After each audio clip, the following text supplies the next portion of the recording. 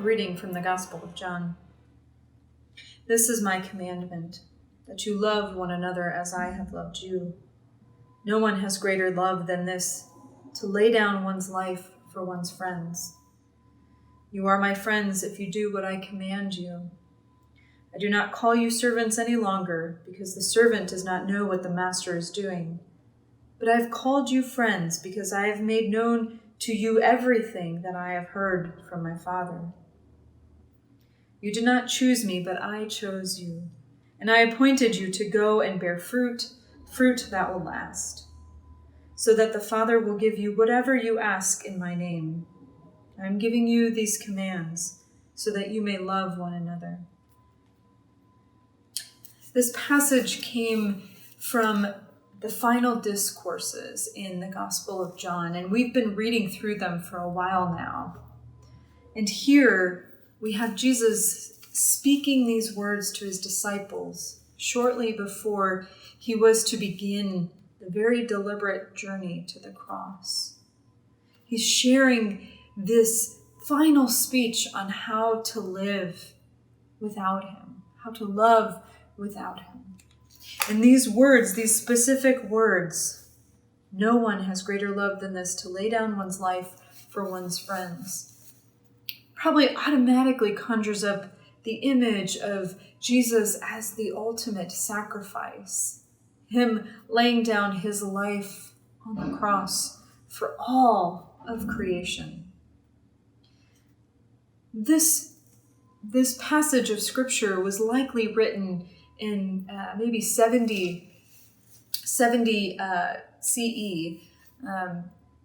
and was written to a community of Christians who were really struggling. Jerusalem had been overtaken. They have been persecuted and outcast for their beliefs. So I wonder what these words might have meant for those early Christians, those who were passionate about their faith and following Christ, and the world was pursuing them and punishing them for such beliefs. No one is greater than this, to lay down one's life for one's friends. Both readings of this passage, both as words that came out of Jesus' mouth right before he went to the hill to die, and also words of guidance and encouragement for early Christians, they're both accurate views to look at this scripture. So in light of that, I think it's also pertinent for us to look at this scripture in our own context, in this own time where we are making immense sacrifices for one another.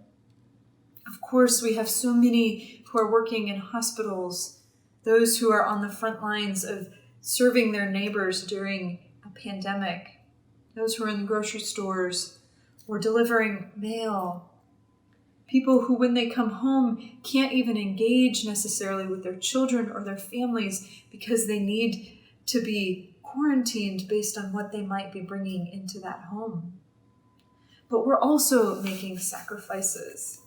We're turning a corner into seeing summer plans get canceled, trips, graduations, so many things that are hard for us to see and to not have.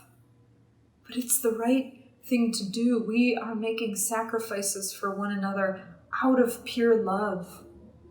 We know that this sheltering in place and slowly as restrictions start lifted are all done out of love for our neighbor, love for ourselves, and ultimately love for the creation that God made.